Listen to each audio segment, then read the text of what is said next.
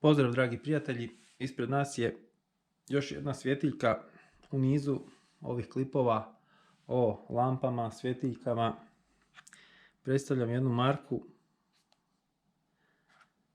koja sigurno svojom cijenom može konkurirati nama koje zanimaju ovakve stvari, koji volimo imati ovako nešto. Radi se o Wurkos svjetiljkama. Nadam se da se tako izgovara. Model TS21 u crnoj boji. Cijeli set stoji 5000 Kelvina. Osvjetljenje znači malo bjelkasto. U samoj kutiji evo nalazi se rezervne brtve za poklopac svjetiljke. Nalazi se ova lajna za zadržati svjetiljku na toj, nazovimo, uzici. Punjač USB tip C, ja mislim da je. Sama svjetiljka i vidimo da je magnetni poklopac na lampi. Dakle, i ova kopča. Što se tiče same svjetiljke, jedan proizvod koji ja bih rekao sadrži sve što nam je potrebno. Znači unutra je punjiva litij-ionska baterija.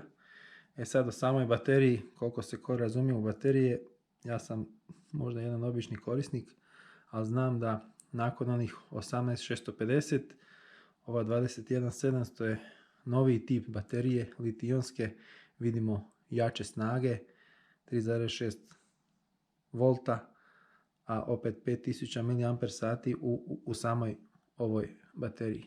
Plus minus, idemo vidjeti kako to izgleda.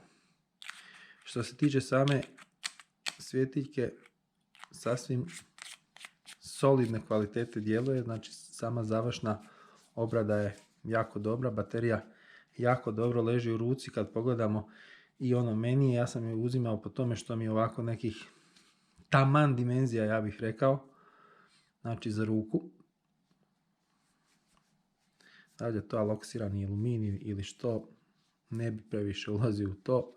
Kažem, meni se na prvu svitjela, vidio sam i neke testove sličnih svjetiljki, upravo iz tog razloga što je onako neki omjer koji taman leži u ruci, u tom rangu 30-ak, možda koji euro više.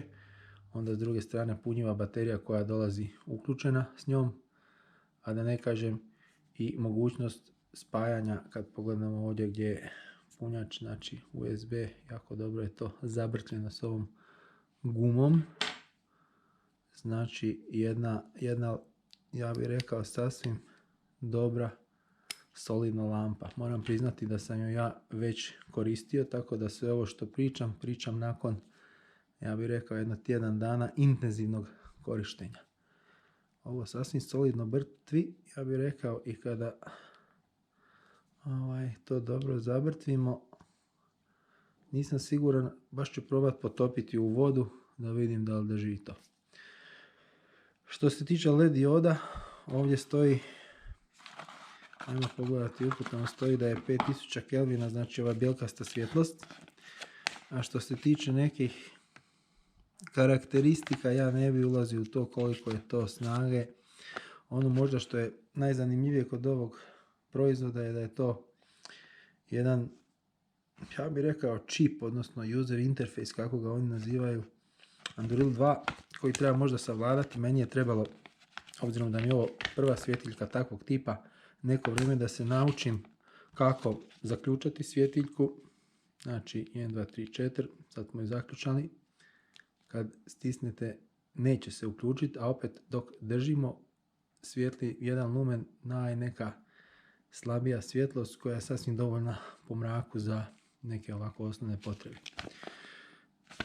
Kad savladate taj sustav, naučite funkcije, sasvim jedna zgodna stvar. Samo da vidim da li negdje stoji koliko tipova osvjetljenja ima, mislim da ih je 5 i kakve su snage ovim uputstvima, možda čak i nema, da, nigdje nisam naletio da stoji koliko je to lumena, koliko je to možda neke daljine koju svjetiljka baca. Ovdje u kutiji ima šta nema, samo osnovne upute kako se svjetiljka koristi za neko prvo korištenje. Svjetiljka ima, da, ovo je bilo blokiralo bateriju prilikom transporta.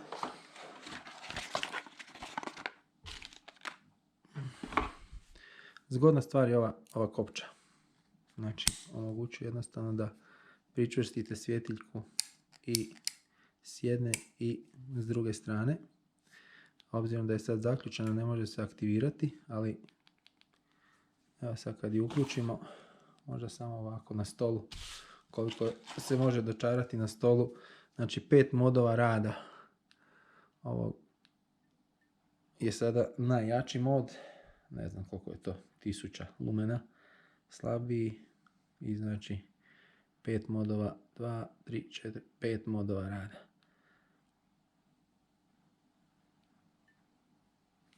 Znači jedan klik palimo, jedan klik gasimo. Kad ju upalimo, držimo, ona postepeno smanjuje svoj intenzitet.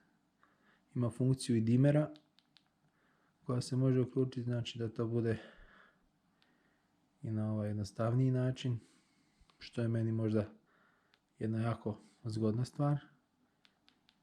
I možda ova najbolja mogućnost što ju možemo zaključati da se slučajno ne bi uključila ako je možda u džepu, ruksaku ili negdje.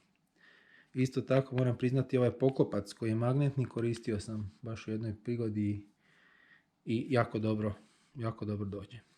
Težina je sasvim solidna, veličina je, ja bih rekao, za ruku taman i mislim da je ovo, ako ćemo gledati neki cjenovni rang, sasvim solidna svjetiljka za svakodnevne potrebe, ali i one neke rjeđe izlete i ostale potrebe. Što reći dalje o svjetiljci? Znači, evo, nakon tjedan dana korištenja pokušao sam bateriju napuniti, jednom isprazniti, znači aktivno koristiti, vidjeti, čak sam vani pri jako slabom osvjetljenju, odnosno skoro po mraku, vidio da dosta dobro baca. Budem ubacio možda i koju snimku dok ovo pričam, kad snimim vani, kako to izgleda. Možda glavna stvar koju bih spomenuo je ovaj najjači mod. Znači kada uključimo svjetiljku na ovaj najjači mod, to je sad prejako, ne vidi se možda najbolje na kameri, baterija, odnosno sama svjetiljka se dosta grije. Tu i stoji upozorenje. Ono što je zgodno, što zbilja na njoj postoji, ja bih rekao to, sučelje koje dobro upravlja sa svime time, ona neće dopustiti da se ona pregrije, da ju ne možete držati, ona će biti jako topla, ali sama svjetiljka će smanjiti intenzitet svjetla i vratiti jačinu svjetla, odnosno zagrijavanje u neku normalu. Isto tako, ova funkcija da možete koristiti dimer, odnosno zaključati svjetiljku, je jako dobra solucija za nešto što imate u svom ruksaku, u svom možda džepu, negdje u autu, ladici, nekoj polici. Prilikom transporta, znači zna se dosta često dogoditi da se svjetiljka slučajno uključi, pogotovo kada ona ima ovdje dugme koje upali. Još jednom, mislim da sam spomenuo, ova funkcija kad je svjetiljka zaključana, da možete držeći gumb jednostavno upaliti ovu najslabiju, mislim da piše da je to 1 lumen, odnosno piše kao Moonlight. Super zgodna stvar. Ono što moram priznati da nisam isprobao, ali isto stoji da je mogućnost, ovaj USB radi dvosmjerno, znači kako je svjetiljka 5000 mAh, odnosno baterija jačine 5000 mAh, da može služiti kao i power bank. Evo, iskreno nisam probao, vjerujem da i to radi jer ne bi napisali bez veze. Tako da, svakako moja preporuka, ako ne znate što za nekih 30 do 40 eura odabrati, želite svjetiljku koja je dosta velike snage, koja je onako malo veća za ruku, a ne želite opet dati za neku marku tipa LED Lancera ili ne znam, nečega drugog što bi u ovom, ja bih rekao, rangu kvalitete i karakteristika bilo sigurno preko 100 i nešto eura. Jedan sasvim dobar, solidan proizvod. Osobno sam isprobao i rekao bi, evo, promijenio sam svakakvih svjetiljki, isprobao sam i ovih markiranih od Maglite-a, LED Lancera. Moram priznati da me ovaj Kinez za ovako malo novaca jako, jako dobro i ugodno iznenadio. Tako da, evo, svaka preporuka od mene za ovakav proizvod. A do nekog sljedećeg videa, lijep pozdrav!